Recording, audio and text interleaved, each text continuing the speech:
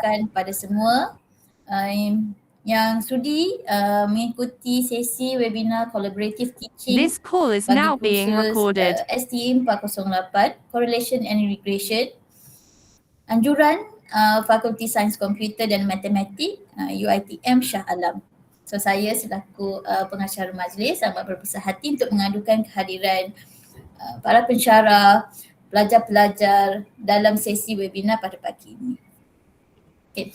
Jadi untuk makluman semua, sesi webinar ini merupakan sebahagian daripada usaha pihak fakulti dalam sesi pengajaran kolaboratif untuk memperkukuhlah kualiti pengajaran dan pembelajaran dalam bidang statistik.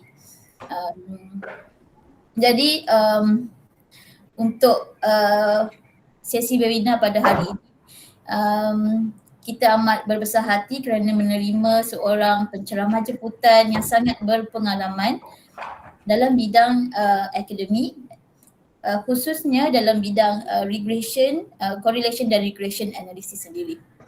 Okay, so tanpa membuang masa, izinkan saya untuk memperkenalkan penceramah tamu kita atau guest lecture kita pada hari ini, iaitu Dr. Khalilah Nurfadilah, pensyarah dari Fakulti Sains dan Teknologi Universitas Islam Negeri Alauddin Makassar, Indonesia. Jadi untuk pagi ini, untuk sesi ini, beliau akan berkongsi kepakaran dan pandangan berkaitan topik correlation dan regression. Nice Kak, saya habis pakai sambungan. Jadi topik ni especially untuk student daftar hitam ya dia kan. Apa di kana? Kayak napas ulti di wifi ya. Berarti nak muka aplikasi apa nak kira? Untuk pelajar di pelajar STM 408, topik ini pada pelajar sedang ini error je.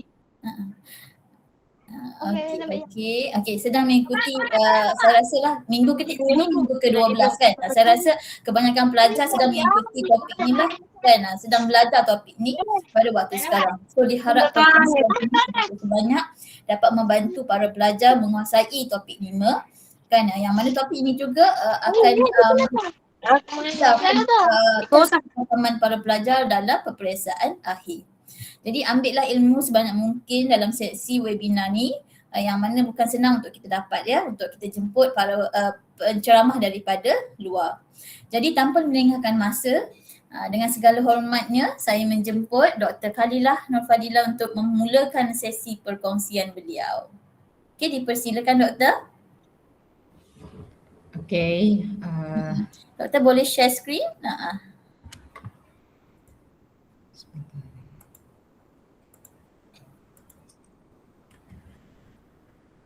Sudah terlihatkah Doktor? Belum lagi Doktor. Loading kali ya. Okey. Ya, boleh. Mungkin Doktor boleh besarkan dalam mode presentation. Slideshow ya. Ya, betul Doktor. Okay, Doktor. Let me start the lectures now. Okay, before first of all, Bismillahirrahmanirrahim. Rabbi syrah li sadri wa yassir li amri wahlul 'uqdatam min lisani yafqahu qawli. Assalamualaikum warahmatullahi wabarakatuh. Halo. Halo. Ya Doktor, kami boleh dengar suara. Apakah suara saya cukup clear, Dokter? Ya, cukup clear Doktor. Okay. First of all, I'd like to thanks to Faculty of Mathematics and Computer ya, kalau saya nggak salah, of UiTM Malaysia. Thanks for having me for this lecture. Thanks for the chance to share or to discuss beberapa hal tentang regresi analisis. Okay, let me start the lecture. topik pembahasan kita kali ini sesuai dengan invitation atau jemputan yang dikirimkan kepada kami, yaitu tentang regression analysis. Di dalam regression tentu sesuai, kami berusaha untuk menyesuaikan dengan topik yang diminta pihak rekan UITM, yaitu ada di dalamnya analisis korelasi dan juga analisis regresi. Okay, here are the outline yang akan kami sampaikan. The first one is introduction. Di dalam introduction ini kami akan share about correlation and a bridge to regression. How correlation to be a bridge to regression. So the second one is general linear models atau model linear umum, linear umum, dan the third one is generalized linear model atau model linear yang diperumum kalau dalam our bahasa. Jadi model linear yang diperumum. Okay, let me start the first one, introduction. So in introduction, dalam pembahasan analisis regresi tentu ada hal yang harus kita ketahui sebagai pengetahuan awal, yaitu adalah jika kita berbicara tentang dua hal, tentu untuk sebelum masuk ke analisis regresinya tentu kita harus tahu bahwa informasi awal bahwa kedua peubah tersebut itu adalah saling berkorelasi atau ada kaitannya. Nah, mungkin in everyday life sometimes kita tuh bertanya, do individual with higher levels of education tend to earn higher income gitu? Apakah orang yang pendidikannya tinggi cenderung pendapatannya juga tinggi gitu?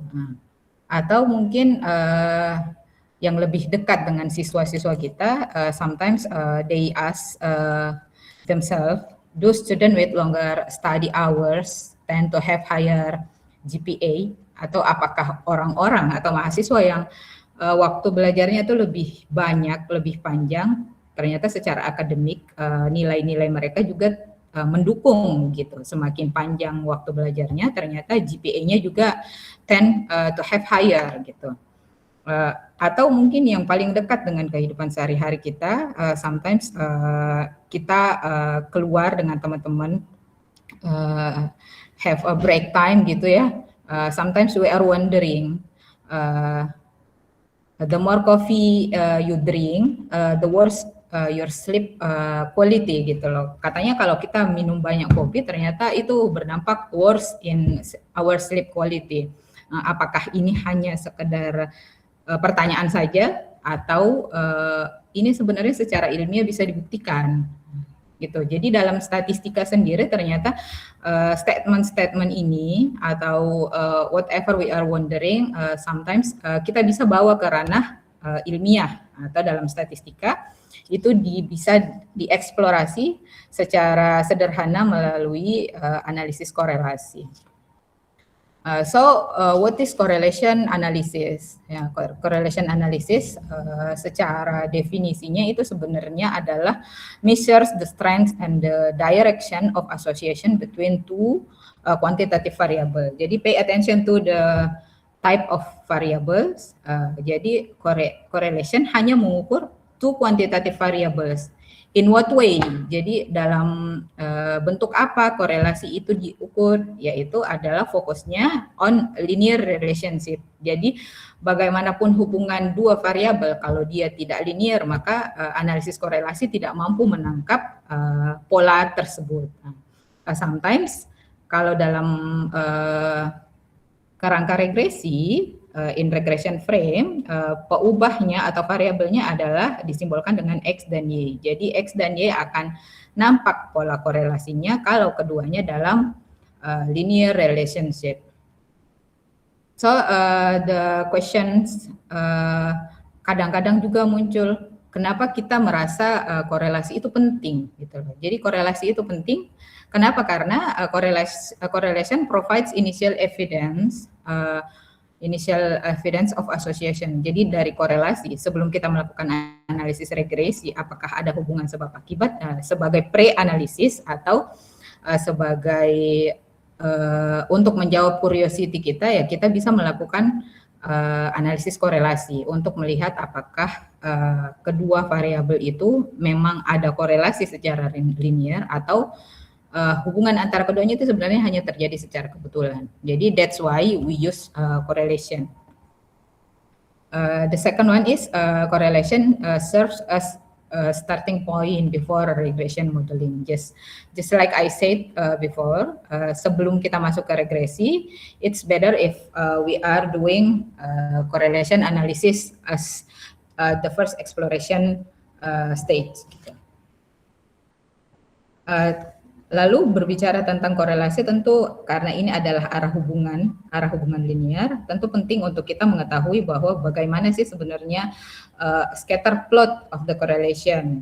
Jadi if we have x and y atau x dan y peubah variabel, maka kalau antara x dan y itu ada korelasi positif, maka the scatter plot tend to upward. Dia ke sebelah kanan, arahnya ke sebelah kanan, yang menunjukkan bahwa semakin X-nya increase, Y tend to increase also gitu. Jadi arah antara X dan Y itu beriringan.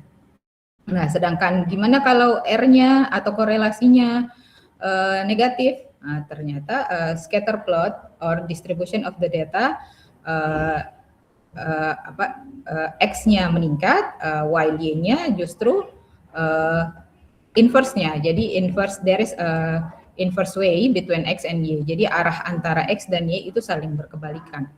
Nah, lalu the third and the fourth picture, di sini nampak bahwa untuk gambar ke C, ini gambar ketiga ini terlihat bahwa tidak ada garis kecenderungan linear antara X dan Y, justru berkumpul dalam bentuk titik-titik satu wilayah tertentu, sehingga kalau diukur linear correlation-nya itu almost zero gitu loh, mengarah ke equal to zero kalau pola di distribution of the data is berkumpul di satu titik gitu. Terus the fourth one ini karena juga tidak linear, justru mengarah ke kuadratik, sehingga kalau diukur dengan linear correlation ini tidak akan terbaca, tidak akan nampak berapa nilai korelasinya secara linear, bahkan dia akan menghasilkan nilai R yang relatif equal to zero. Jadi hampir mengarah ke nilai 0 karena korelasi yang diukur yang ada selama ini adalah korelasi linear, sehingga jika bentuknya berkumpul seperti gambar C atau nampak seperti pola kuadratik di gambar D, maka R atau nilai korelasi yang akan terbaca is mengarah ke zero, berkebalikan dengan di gambar A dan di gambar B. Jadi berdasarkan plot scatter plot dari nilai regresi ini, nilai korelasi ini, nilai korelasi itu berada di antara nilai negatif sampai positif. Secara spesifiknya dia berada di nilai antara -1 sampai 1. Jadi ke arah -1 jika plot korelasi antar keduanya itu mengarah inverse way, dan plot nilai korelasinya akan bernilai positif kalau searah gitu loh. X-nya positif, maka Y-nya juga X-nya meningkat, maka Y tend to increase too.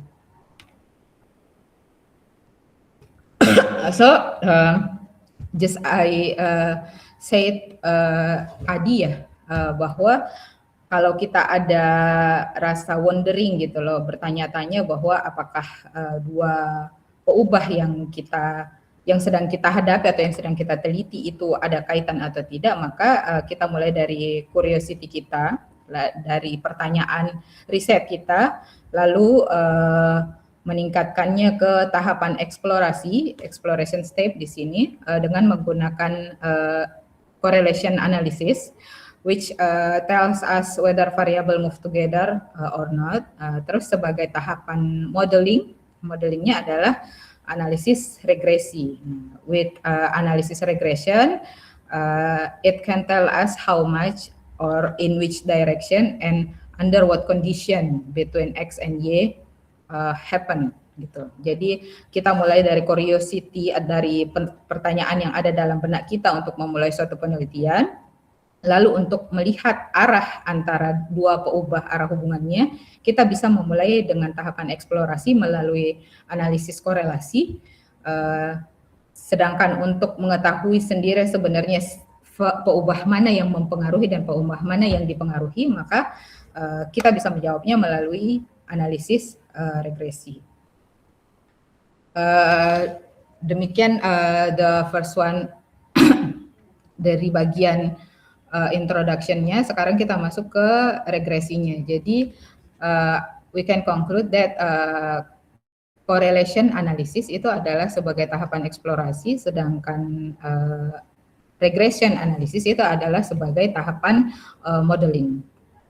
So the next one is what is regression. Jadi apa sih regresi itu? Setelah kita tahu apa itu analisis korelasi, sekarang kita beranjak ke analisis regresif. Jadi apa sebenarnya analisis regresi itu? Di sini kita bisa tahu bahwa regression model provides the user with a functional relationship between the response variable and explanatory variables that allows the user to determine which of the explanatory variable have an effect on the response. Jadi ada sekumpulan explanatory variables dalam bentuk functional relationship terhadap respon variable. Lalu dari analisis regresi ini kita bisa tahu, we can conclude which variables, which explanatory variable have an effect to the response. Jadi kalau misalkan ada beberapa X, ada X1, X2 dan seterusnya. From regression analysis, kita bisa tahu bahwa apakah X1 kah, X2 kah, atau X lainnya kah yang bisa menjadi determinan terhadap response variable. The regression models allows the user to explore what happens to the response variable for specified change in explanatory variables. Jadi kalau kita punya model regresi, nampak bahwa Y itu modelnya adalah Y sama dengan Fx. Nah, dari model Y sama dengan Fx ini kita bisa tahu bahwa besar perubahan yang diberikan oleh peubah explanatory variable sebesar apa terhadap response variable. Nah, fungsi dari regresi analisis itu bukan hanya bersifat inferensi, tetapi juga salah satunya adalah prediction. Jadi regression analysis serves two main purpose. Jadi tujuan dari analisis regresi itu bukan hanya sebagai eksplanasi atau penjelasan ataupun inferensi, tapi juga ke prediction. Prediction. Jadi while interpretation help us understand how variables are related, prediction allows us to estimate future or unseen outcomes based on observed data. Jadi kalau kita sudah dapat model estimasinya, kita mau memprediksi untuk nilai X tertentu atau explanatory variable tertentu, berapa besar pengaruhnya ke Y dalam kerangka prediksi, maka model regresi pun mampu menjawab tujuan penelitian kita dalam hal tersebut. Gitu. Jadi from this slide, we can conclude that the purpose of regression analysis is not only explanation, but also for prediction. Nah, here is the example. Here are the example, just like in correlation. Jadi, misalkan contohnya kita akan meneliti hubungan antara income dengan level of education. Apakah education itu berpengaruh terhadap income. Bentuknya seperti apa kalau kita mendekatinya dalam bentuk regresi. Terus the second one, still in income variable response. Di sini yang kedua yaitu how does income vary with age or working experience after accounting for education. Jadi kalau X-nya tidak lagi satu, bukan hanya education tapi ada age, sebagai another explanatory variable, so we can do also regression analysis. Jadi ada X1, ada X2, tetap juga kita bisa menggunakan analisis regresi. Nah, terus the third one, how does living in an urban area affect income compared to rural areas after controlling for education and age?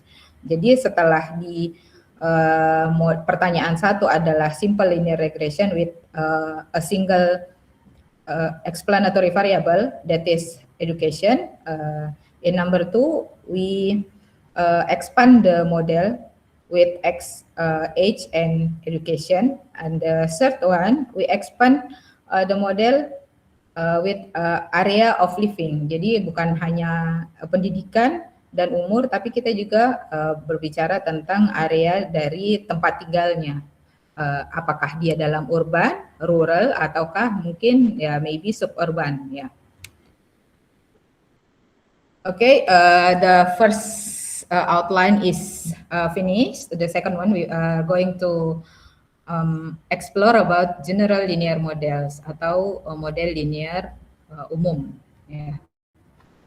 Secara definisi, we can say that the model that can be used for multiple regression models in which a response is related to a set quantitative independent variables, and for models that relate Y to a set quantitative independent variable. General modelnya nampak di persamaan satu di sini bahwa secara umum model linear itu bisa dikombinasikan antara Y equal beta 0 plus beta 1 X1, beta 2 X2 sampai ke K peubah bebas atau XK ditambah dengan error termnya. Y di sini atau Y di sini sebagai dependent variable, beta 0 is intercept, beta 1 to beta K is slopes, X1 to XK is independent variables, and epsilon is error term. Kemudian bagian yang paling simple, the simplest one from general linear model is simple linear regression. So what is simple linear regression? Kalau tadi di general linear model ada XK peubah kovariat, in simple linear regression we just have a single explanatory variable that quantitative explanatory variable. So the model according to model 2, we can see Y sama dengan beta 0 ditambah beta 1X ditambah E. We can see from the model 2, there is only a single explanatory variable. Jadi kalau kita berhadapan dengan fenomena yang hanya ada satu peubah tunggal, ada satu peubah bebas atau tunggal ya, maka salah satu model yang bisa kita lakukan itu adalah dengan simple linear regression, di mana X-nya hanya ada satu, Y-nya ada satu, dan keduanya bersifat kuantitatif variabel. Kalau kita, how is the visualization of simple linear regression? Jadi bagaimana visualnya sebenarnya kalau kita melakukan pemodelan simple linear regression di sini? After we do estimation step, jadi setelah kita melakukan proses pendugaan parameter in a linear way, kita we will get Y hat atau Y taksiran atau Y topi itu sama dengan beta 0 hat plus beta 1 hat X. Nah, we can see the component Y topi itu ada beta 0, sometimes we call it intercept. Jadi beta 0, what is beta 0, what is intercept is the starting point. Jadi starting point dari regression line. Regression line yang kita sudah duga atau Y topi itu starting point-nya start from beta 0 topi. Now, what others we can see from beta 0 topi di sini adalah beta 0 topi adalah nilai rata-rata terhadap nilai rata-rata dari Y atau response variable when X equal to 0. Jadi kalau X-nya 0, maka Y topi itu sama dengan beta 0. Nah, jadi komponen, so simple linear regression, its component, the first one is intercept atau titik awalnya di sini, starting point-nya. Kemudian the second one is beta 1 hat atau beta 1 hat. Ini disebut sebagai slope. What is slope? Slope in Indonesia we can say kemiringan. Jadi kemiringan itu apa? Kemiringan itu or what slope is perubahan yang diberikan oleh X1 satu satuan yang akan berpengaruh setinggi beta 1 dari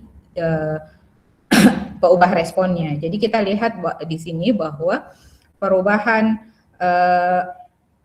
explanatory variable or X-nya dari 2 ke 3 itu sama dengan satu satuan akan merubah Y sebesar setinggi beta 1. Jadi pergeseran antara setiap perubahan satu satuan dari peubah explanatory variable kita atau X kita yang ada di sumbu horizontal ini akan merubah peubah respon sebesar beta 1. Jadi pergeseran X-nya akan meningkatkan Y sebesar beta 1.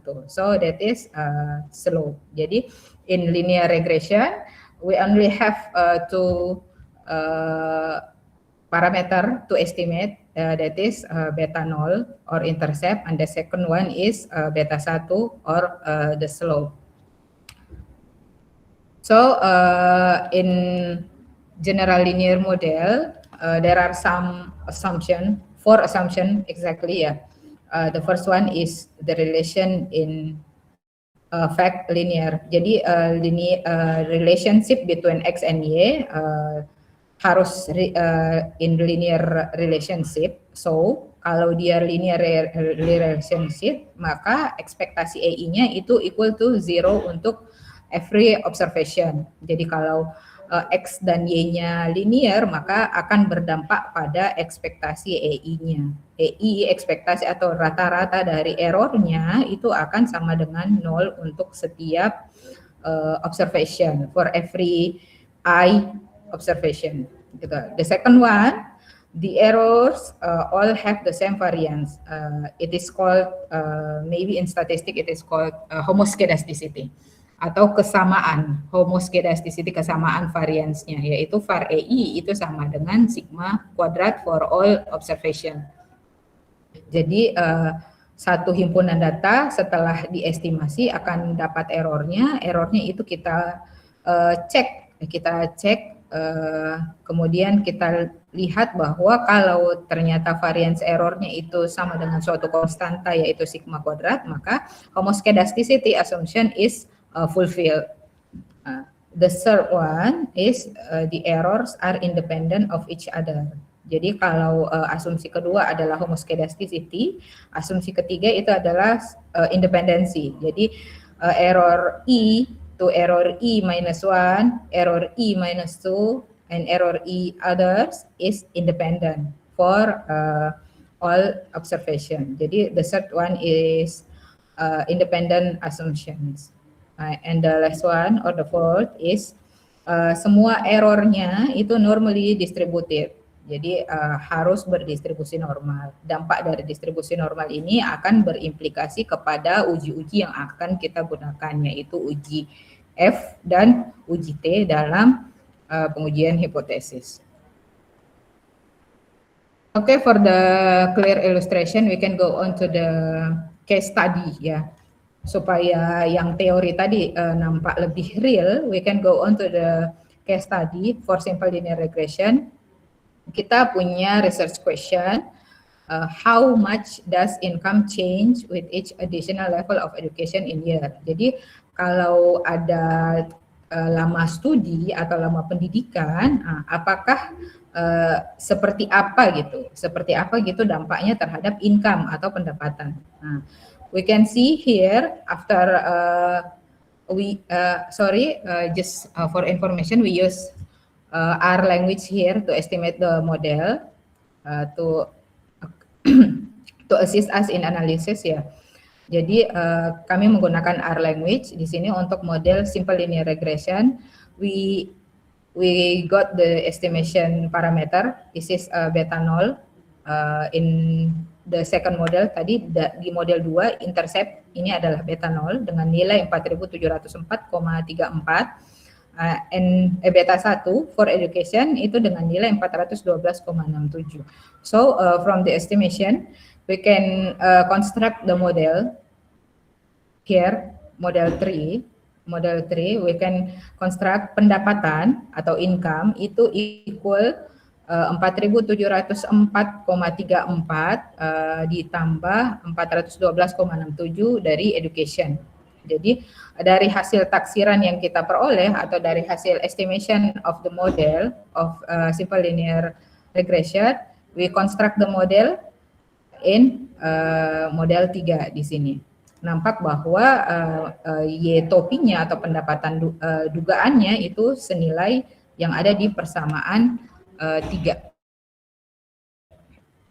So, the second purpose of the regression analysis not only for explanation, we can also do the prediction.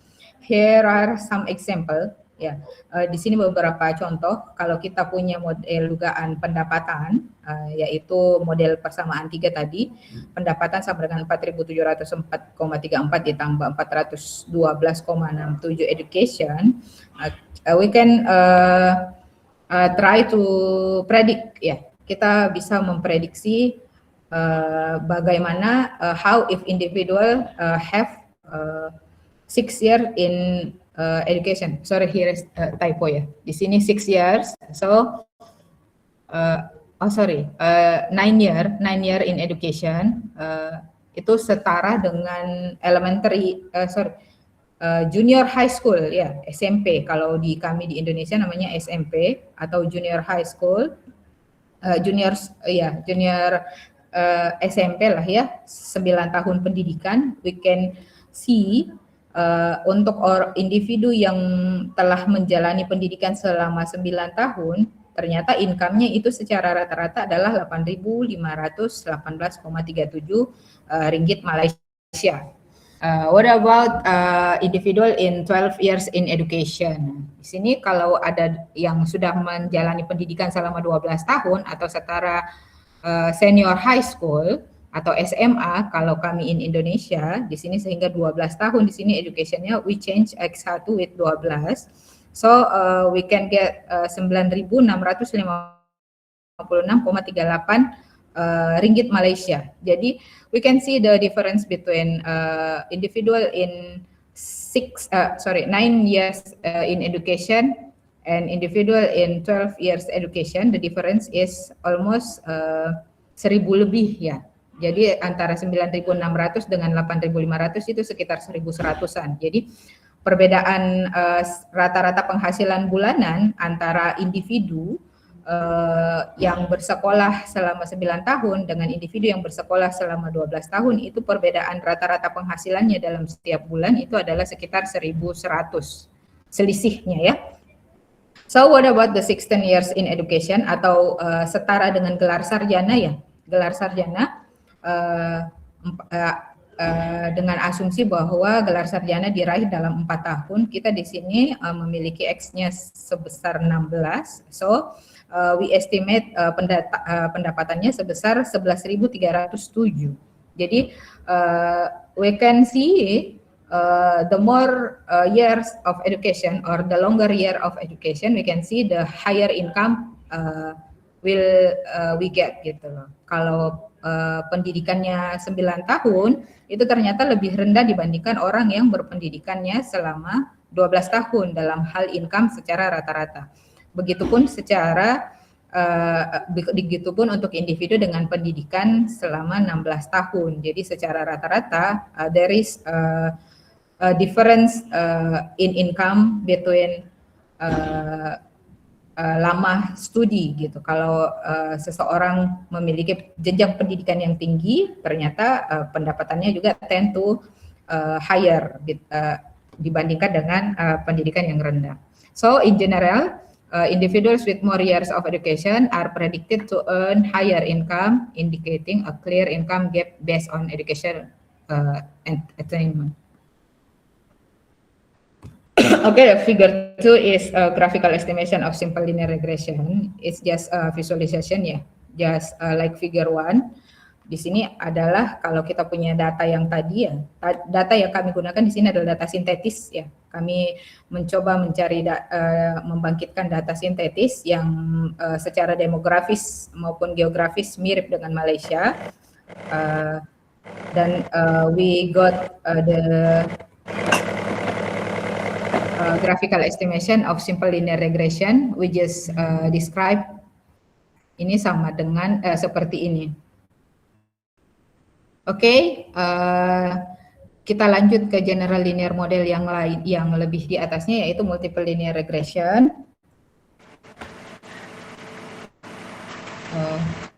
Mohon izin, dokter, saya mau, halo. Doktor? Hello? Oh, saya rasa kita mengalami sedikit gangguan daripada pihak Dr. Khalila. Hello, doktor?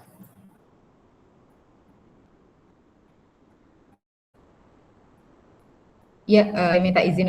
Ya, okey. Halo. Halo doktor, tadi ada lag sikit. Sekarang dah okey Oh, dah. ada lag ya? Ya? Iya.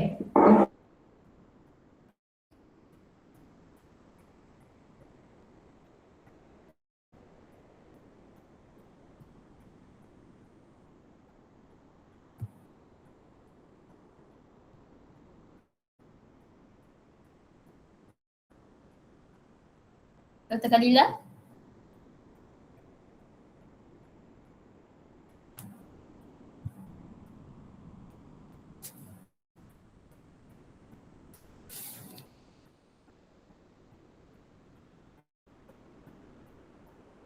Doktor boleh dengar suara saya?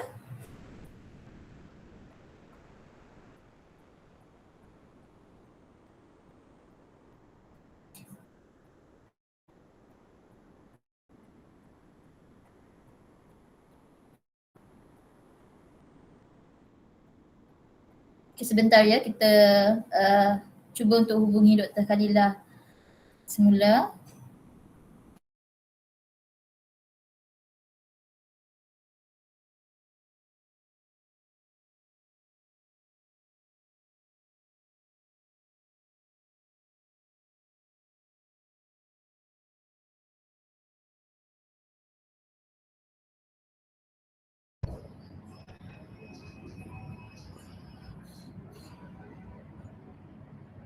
Dr. Nur Fadila, Bu Halila lagi ganti device dulu karena jaringannya bermasalah. Oh, okey. Boleh Dr. Rizna. Saya fikir tadi internet itu tidak bagus. Saya terkeluar. Oh, Ya. jaringannya yang di sini yang lagi bermasalah. Okey, Dr. Rizna dan Dr. Khalila tadi berada di tempat yang sama ke atau di lain-lain tempat, Doktor? Beda ruangan, Dokter. Oh, okey, beda ruang ya. Di office masing-masing ya. Okey. Iya. Terima kasih Dr. Rizna atas makluman. Iya, sama-sama. Halo, assalamualaikum. Waalaikumsalam. Waktu Dr. sudah kembali semula. Okey. Okey ke doktor?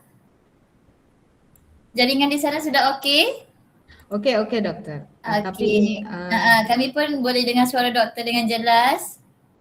Oke, ini sebentar Mungkin kameranya. Doktor, macam mana doktor? Kameranya di sini ada pemberitahuan bahwa Meet can use your camera. Why? Oh, I can dismiss. Nggak usah tampilin kamera gitu, boleh nggak? Oh, boleh doktor. Boleh. Maybe doctor you can share your slide. Ya. Oke. Sorry.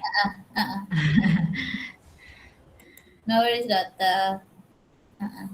Oke, apakah sudah nampak dokter? Ya sudah nampak doktor. Cuma di mode presentation doktor. Oke.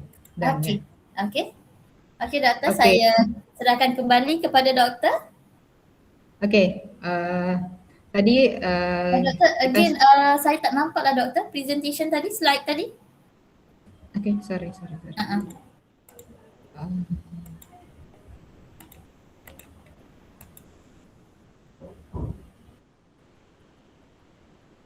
Sudah nampak kah?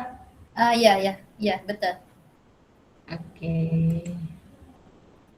Okay, mode presentation ya. Tadi sampai sini sudah clear kah, dokter? Doktor, saya rasa bila Dr. Khalilah cuba tekan presentation mode dan saya tak nampak Doktor punya slide. Yang lain macam mana? Sama, tak nampak. Tak nampak Gitu juga. ya? Oh ya. Ya, Doktor. Thank you Wais. Okay, thank you Adi. Tak nampak juga Doktor, betul? Mungkin Doktor boleh share Kalau- sekali lagi, tetapi mungkin just besarkan sahaja slide tu. Nah, Ya. sekarang gimana dok? Okay, sudah Oke, nampak. dokter. Oke. Oke. Pembahasan sampai sini tadi cukup clear kah, Ya, betul. teman-teman? Sudah cukup jelas Doktor. Okay. Oke, tadi sudah sampai sini kan ya, dokter ya? So I can skip this slide. Yeah, Yes. yes Doktor. Okay. So we move on to multiple linear regression. Yeah, one of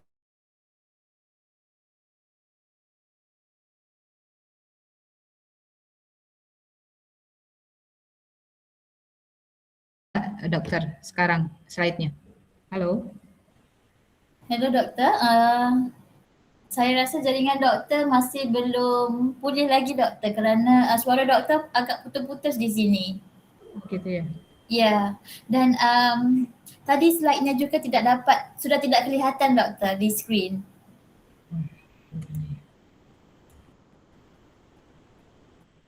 Sebentar ya dokter.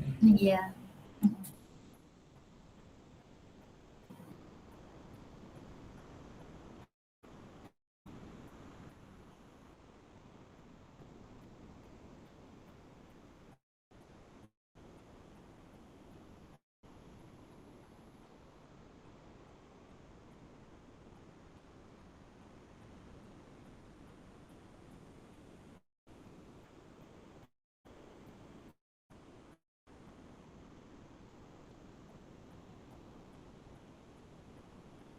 Okey Doktor. Screen slide-nya sudah kelihatan.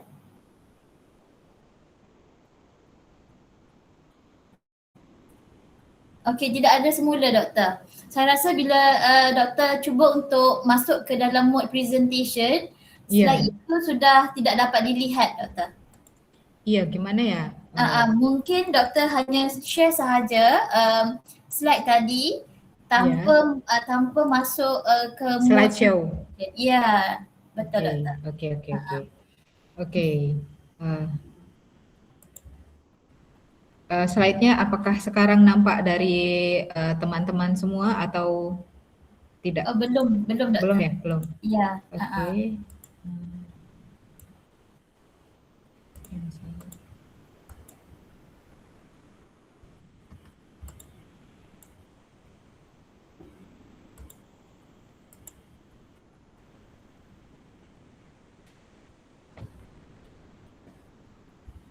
Okey, sudah nampak Doktor? Ya, oke. Baiklah. Let me continue the presentation. Kita masuk ke tipe kedua dari general linear model, yaitu multiple linear regression. Jadi the first type of general linear model is simple linear regression. The second one is multiple linear regression. Multiple linear regression, we can see dari persamaan 4 ini, there are k quantitative explanatory variables in the relationship between response variable, atau y-nya ada 1 sedangkan x-nya ada sebanyak k quantitative variable. Di sini komponennya just like general linear model, y is dependent variable, x is independent variable, beta 0 is intercept, and beta 1 to beta k is slopes, and epsilon is error term.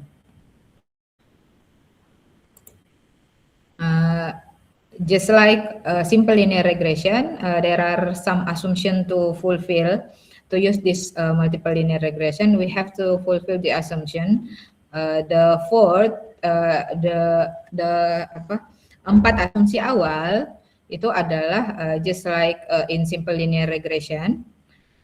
Yang berbeda adalah the fifth assumptions atau asumsi yang kelima. Jadi antara asumsi 1 sampai asumsi 4 itu sama dengan asumsi yang harus kita penuhi in simple linear regression.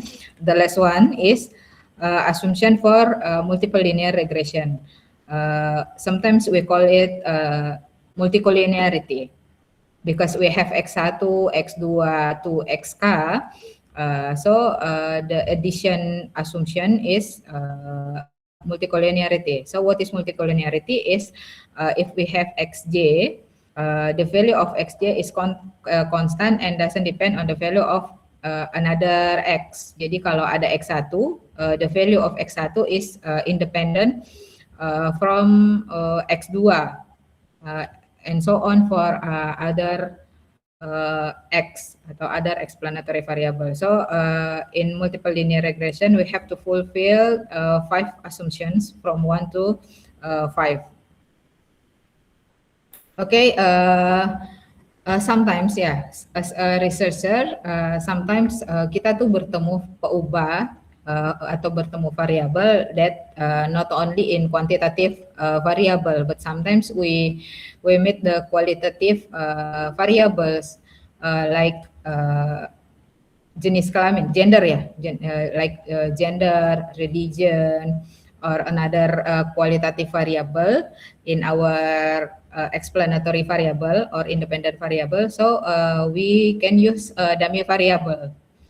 For example, here if we start from simple linear regression atau persamaan model 2, we just presented we just bahas tadi ya yang sudah kita bahas dalam simple linear regression. Jadi kalau kita punya model simple linear ada 1x dan 1y, dengan x-nya adalah qualitative independent qualitative variable, we can see x1 untuk urban area dan x1 sama dengan 1 for the urban area and x1 sama dengan 0 for the rural area atau for the rural resident. So persamaan simple linear regression itu berubah, change to y sama dengan beta 0 ditambah beta 1, substitusi 0, substitute 0 here for x. So we can get beta 0 ditambah epsilon for rural. Jadi kalau kita memodelkan untuk rural, maka we can get beta 0 ditambah epsilon. So y topi itu will equal beta 0. Terus what about x1 sama dengan 1 in individual who lives in urban area, then we can estimate y sama dengan beta 0 ditambah beta 1 sama dengan 1.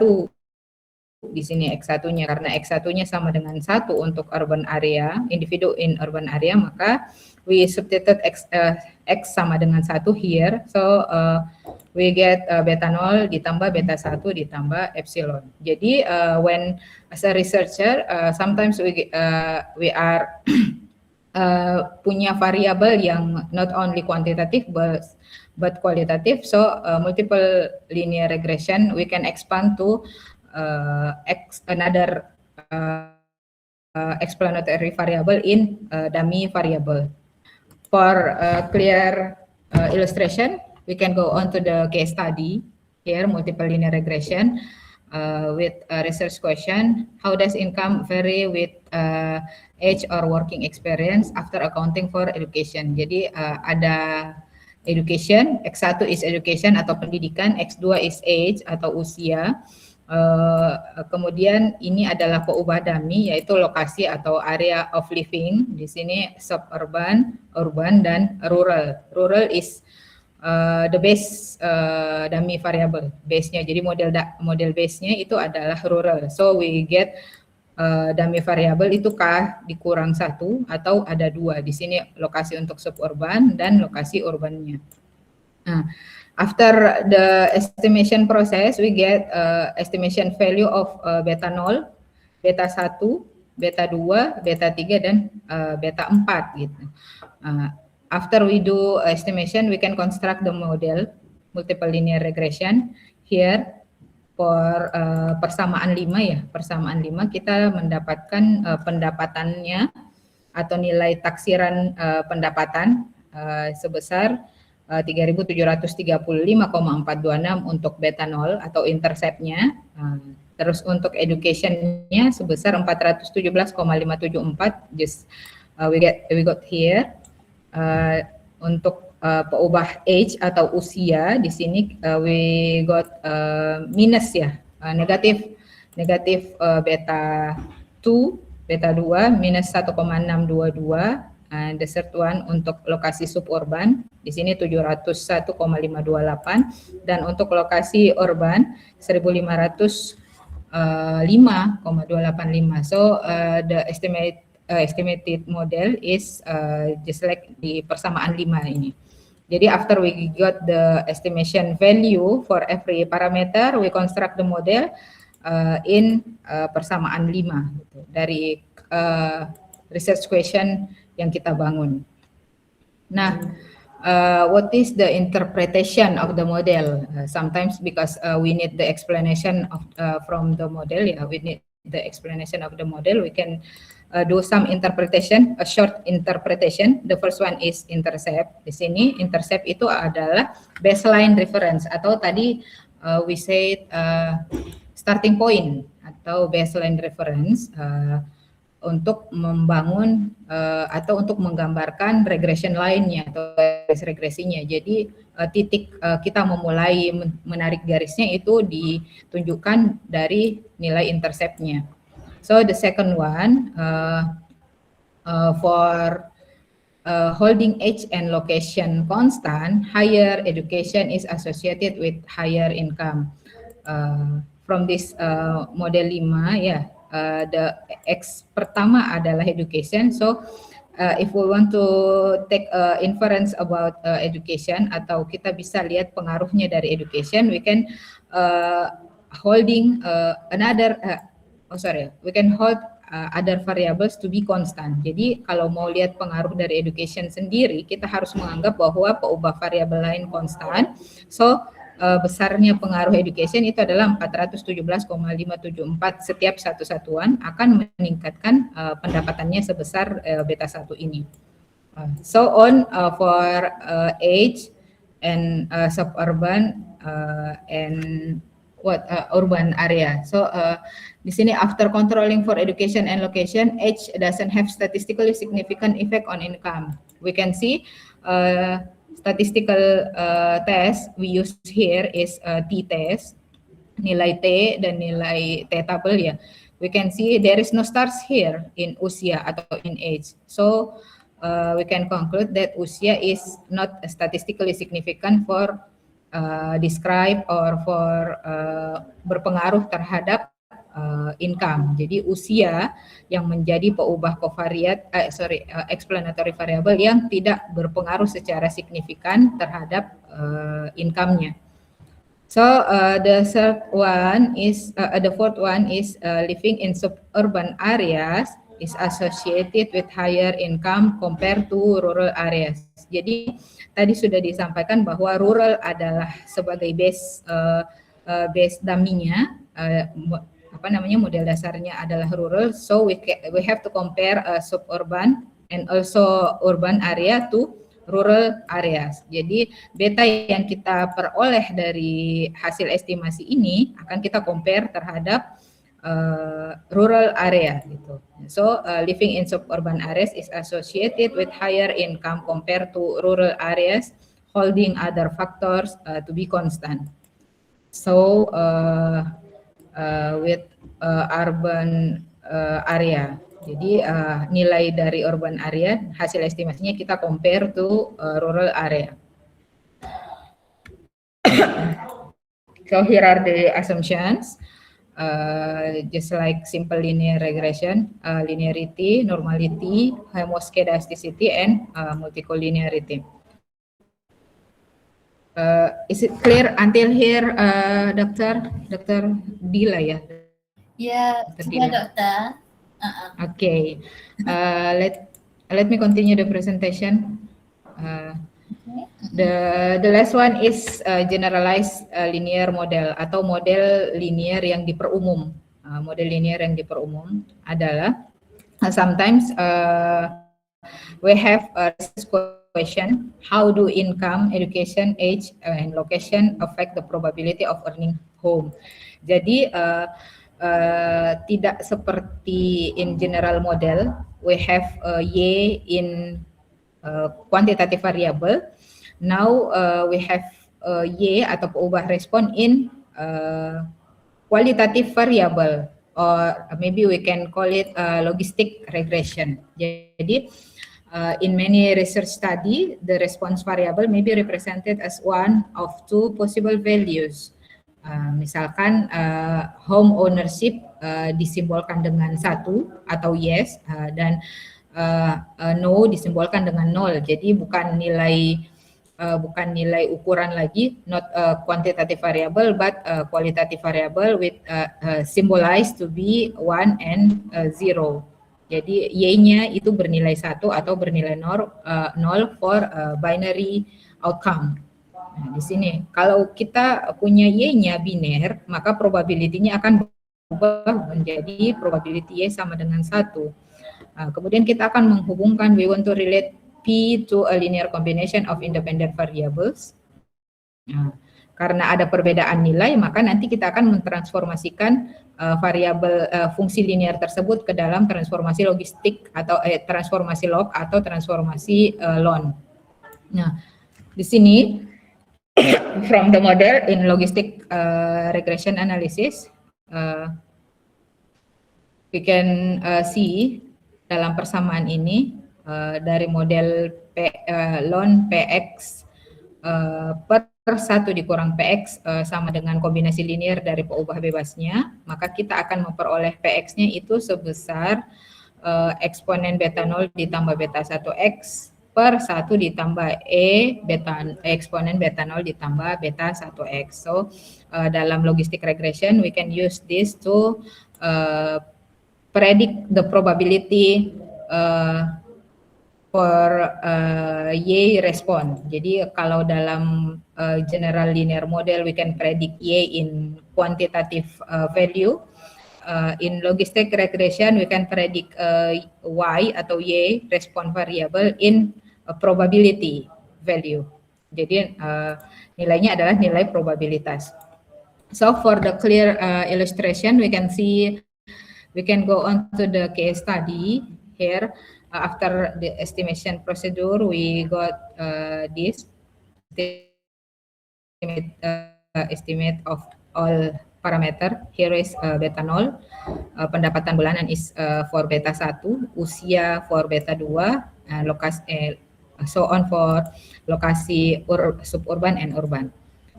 So we can construct the model here, log PXI per 1 dikurang PXI ini sama dengan nilai-nilai ini.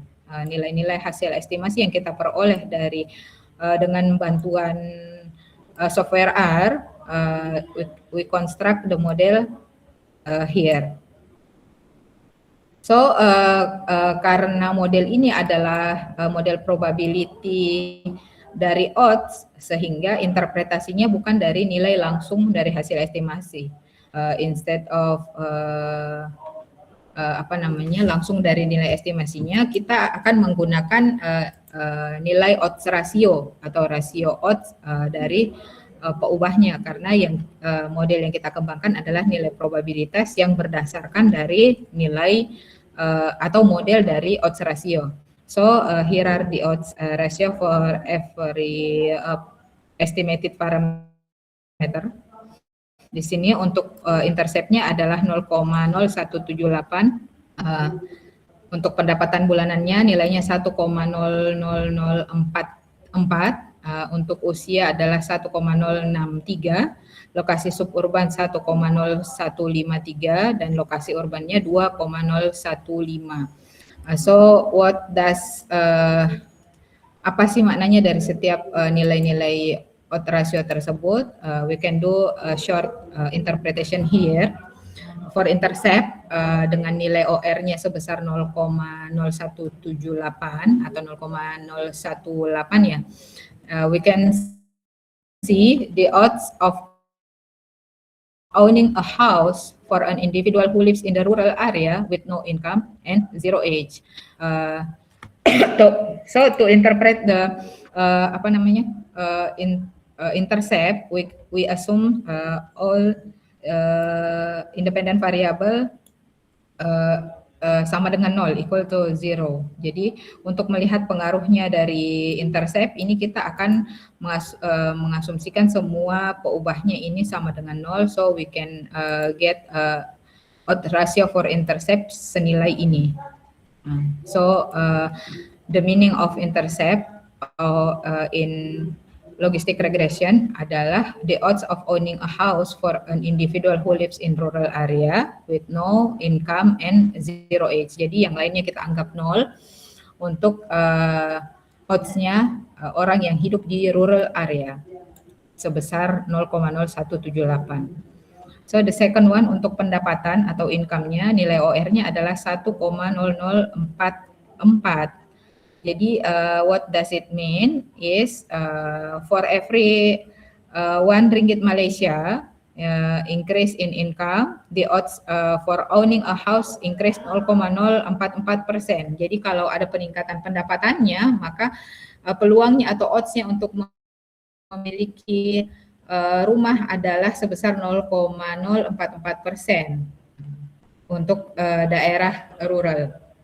So untuk just like in for usia atau age, interpretation of the odds just like pendapatan ya.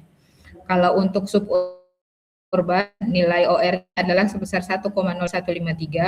So what does it mean is individual who lives in the suburban area has 1,0153 odds for owning a house compared to individual who lives in rural. Jadi karena ini adalah hasil estimasi dari suburban, kita compare to rural. Jadi peluangnya seseorang untuk memiliki rumah atau for owning a house itu untuk suburban area ternyata lebih tinggi dibandingkan orang yang hidup di rural area. Jadi ada 1,0153 kali lebih berpeluang untuk memiliki rumah dibandingkan dengan orang yang hidup di rural area. So the next is the probability plot of owning a house berdasarkan peubah independent variable that we just use in the model. So go on to the summary. I can take some summaries in 3 points. The first one is correlation analysis provides an initial exploratory assessment of the strength and the direction of association between quantitative variables, serving as preliminary evidence before formal modeling is conducted. Jadi analisis korelasi itu sebagai tahapan eksploratory atau eksplorasi apakah dari sekumpulan peubah itu ada kaitan atau tidak ada kaitan, atau ada korelasi atau tidak ada korelasi in a linear way. Kemudian the second one is linear regression model atau general linear model. Itu both simple and multiple are used to quantify the relationship between a continuous response variable and one or more explanatory variables. When qualitative predictors are included, so we can expand the model to dummy variables. Jadi multiple regression model with dummy variables. So the last one, extending beyond linear regression, logistic regression is employed when the response variable is binary. Jadi kalau Y-nya tidak lagi quantitative variable, we can expand the model to logistic regression or generalized linear model. Jadi kalau Y-nya kuantitatif, maka we can do general linear model in simple or multiple linear model. But when the response variable not in quantitative value, maka kita akan bisa menggunakan model generalized linear model atau model linear umum, specifically in logistic regression or binary logistic regression for two outcome variable. Oh, okay. We are sampai ke slide terakhir, Dokter. Okey, terima kasih banyak Dr. Fadila. Okey, di atas sesi perkongsian ni. Jadi satu perkongsian yang sangat bermakna, yang jelas, very beneficial untuk our students and students in UIN sendiri. Jadi tanpa melengahkan masa, kita akan meneruskan kepada sesi soal jawab. Jika ada sebarang pertanyaan daripada student, para pelajar, okey, boleh buka mic dan terus tanya secara langsung kepada Dr. Fadila, atau para pelajar juga boleh meletakkan soalan di ruangan chat dan saya akan baca untuk ditanyakan kepada penceramah lah. Okey, so ada soalan daripada pelajar-pelajar sekalian untuk ditanyakan kepada penceramah? Okey, kita ada Pirsan. Pirsan boleh buka mic dan tanya? Baik. Okey. Perkenalkan diri dulu, daripada mana? Baik Ibu. Baik, terima kasih atas kesempatan yang diberikan. Assalamualaikum warahmatullahi wabarakatuh. Waalaikumsalam. Perkenalkan, nama saya Pirsan, saya dari kampus UI Nalodin Makassar. Prodi Matematika juga dari angkatan 2023. Saya ingin mengajukan pertanyaan.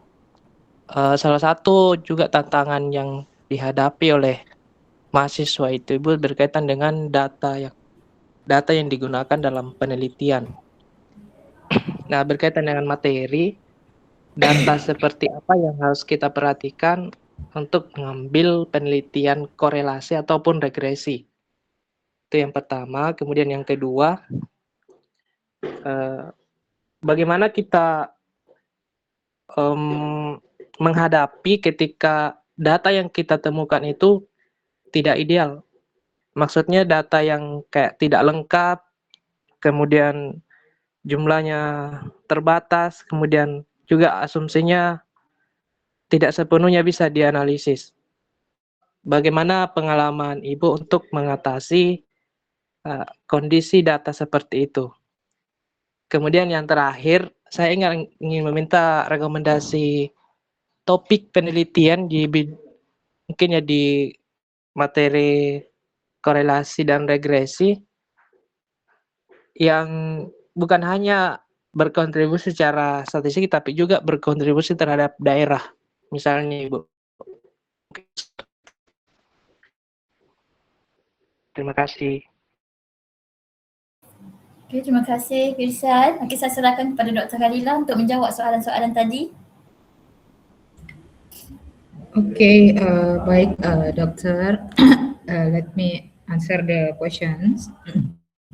Jadi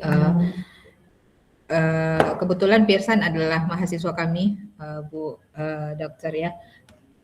So the questions are three questions. The first one, data yang ideal untuk korelasi dan regresi.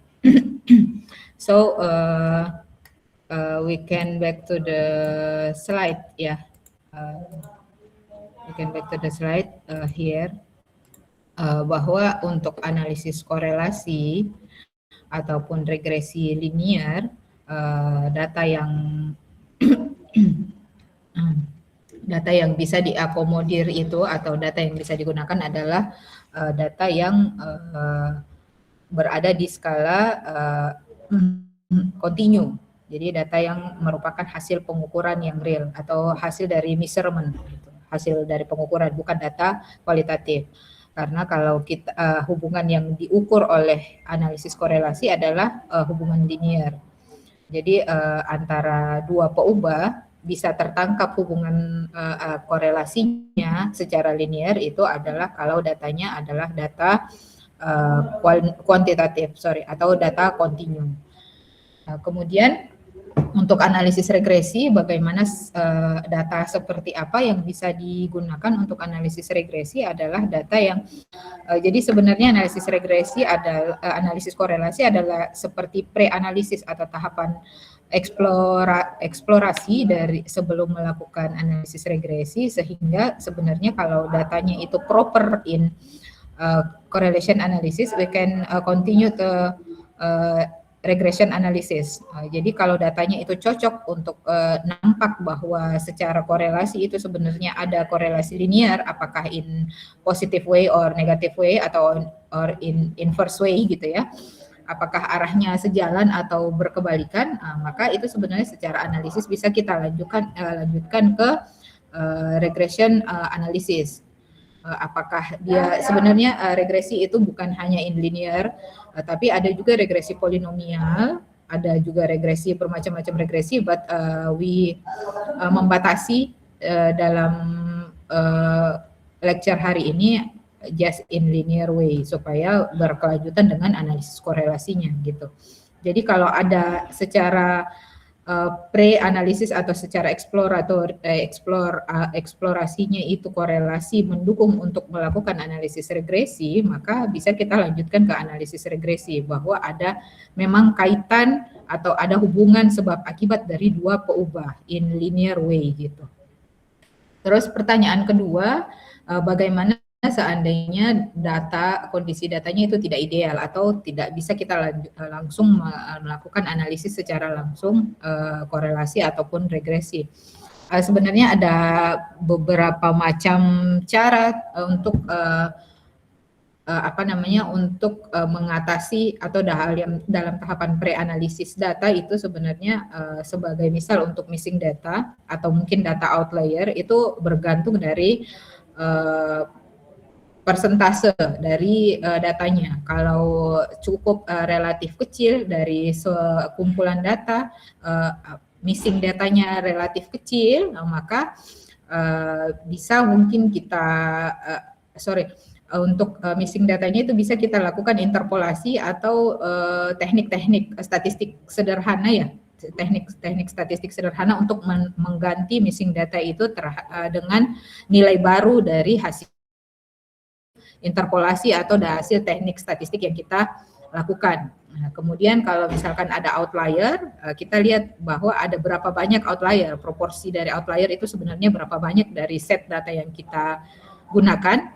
Kalau relatif kecil, misalkan hanya ada beberapa, maka kita bisa buang datanya ya. Kalau itu cukup mengganggu inferensi, maka bisa kita buang. Tapi kalau datanya relatif outliernya relatif banyak, maka we can do advanced statistical analysis. Jadi tidak bisa kita buang begitu saja karena informasi yang terkandung di dalamnya itu sangat bermanfaat untuk prosedur analisis yang akan kita lakukan. So kalau kita punya set data yang akan kita analisis tidak lalu dalam kondisi yang tidak ideal, maka jangan langsung melakukan prosedur analisis, tapi do some pre-analysis gitu. So the third one is ide penelitian. Ide penelitian mungkin Dr. Dila, you can give him some advice to some topic yang sedang in. Kalau dari kami ya statistik mungkin banyak ya. Kalau kami pun sedang menjajaki menggandeng sains data dalam prosedur analisisnya, jadi statistika kemudian kita kembangkan sedikit demi sedikit ke sains data. Jadi kalau untuk ide penelitian mungkin banyak ya, kita bisa diskusi lebih lanjut di prodi gitu. Oke.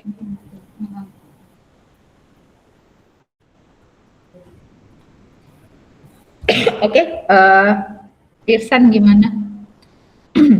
Pearson, okey. Adakah sudah menjawab soalan-soalan ya? Saya harap jawapan daripada Dr. Khalilah tadi sudah dapat menjawab persoalan daripada Pearson tadi ya. Sedikit lagi Bu. Berkaitan dengan kayak misalnya kemarin itu ada data yang hilang, terus data yang hilang itu dilakukan teknik apa itu, kayak saya lupa namanya, dirata-ratakan untuk mengisi data yang kosong itu Ibu. Nah, apakah cara seperti itu valid untuk dilakukan atau tidak? Oke. Apa namanya, merata-ratakan data yang ada di sekitarnya, kemudian mengganti missing observation atau observasi yang hilang dengan data yang kita hitung secara rata-rata itu secara statistika banyak ya ininya. Referensinya ya. Jadi itu adalah salah satu metode interpolasi yang bisa kita lakukan karena dalam statistika kita sama-sama tahu bahwa salah satu estimasi yang tidak bias, bukan salah satu ya, estimasi unbiased estimator of rata-rata itu adalah nilai ekspektasinya. Jadi secara sifat statistika sendiri sudah memenuhi dan itu memang banyak kajiannya yang mengizinkan untuk melakukan interpolasi dengan mengganti nilai amatan yang hilang itu dengan nilai rata-rata. Jadi kalau pertanyaannya boleh atau tidak atau sah atau tidak itu banyak tinjauannya. Okay, I think it's enough. Okay. Terima kasih banyak Doktor. Ada lagi soalan daripada pelajar? Okey. Jika tiada sebarang persoalan, saya ingin ingatkan kepada para pelajar untuk mengisi borang kehadiran yang telah kita letakkan di ruangan chat. Okey, sila isi borang kehadiran. Terdapat 2 link yang telah diberikan di ruangan chat. Link pertama, okey, khusus untuk pelajar UiTM. Dan link kedua, khusus untuk pelajar dari UIN. Okay? Saya ingatkan kembali untuk para pelajar mengisi borang kehadiran di ruangan chat. Link pertama untuk pelajar UiTM dan link kedua untuk pelajar UIN. Okey. Saya juga ingin mengingatkan para pelajar untuk mengisi feedback form, okey, borang maklum balas, okey, yang kita akan attachkan dan kita harap para pelajar dapat membaca soalan betul-betul dan mengisi dengan betul lah, okey, bagi setiap soalan di dalam feedback form itu. Okey, okey. Jadi saya rasa sampai sini sahaja perkongsian kita pada hari ini. Feedback form sekali dengan link tersebut. Saya minta maaf ya. Feedback form ada bersekali dengan link attendance tadi. Okay? Okay. Jadi kita sudah sampai ke penghujung sesi perkongsian ilmu ini. Sangat bermakna kerana dapat memberi banyak manfaat, nilai tambah kepada pembelajaran kita kepada pelajar UiTM dan juga pelajar UIN, khususnya kalau kita di UiTM sendiri kepada kursus STA 408 lah. Okey, jadi bagi pihak Fakulti Sains Komputer dan Matematik UiTM, kami merakamkan setinggi penghargaan kepada Dr. Fadila, Ibu Wahida, saya nampak Ibu Rizna kan, yang turut serta dalam sesi perkongsian ini, kepada para pelajar kita UiTM, para pelajar di UiM sendiri yang sudi mengikuti webinar, dan penghargaan istimewa untuk penceramah kita Dr. Khalila kerana sudi meluangkan masa berkongsi kepakaran, berkongsi pengalaman dengan pelajar-pelajar kita. Okay, sebelum kita mengakhiri sesi webinar ini, saya ingin memohon kepada para pelajar, para pensyarah, untuk membuka kamera kerana kita ingin mengambil sedikit gambar lah sebagai tanda kenang-kenangan dan juga untuk report kami lah. Okay, boleh buka kamera sekarang. Okay, pensyarah-pensyarah kita pun digalakkan untuk membuka kamera.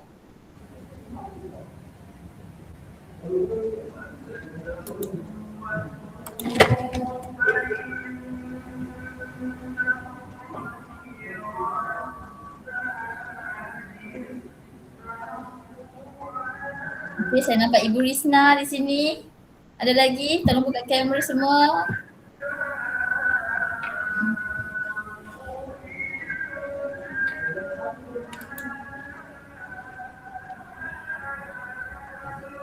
Okay, Miss Pauline akan snap picture, akan snap gambar. Boleh Miss Pauline?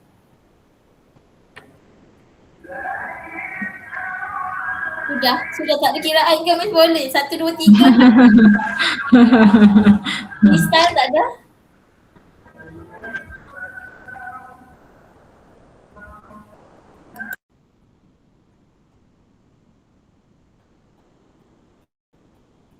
Okay.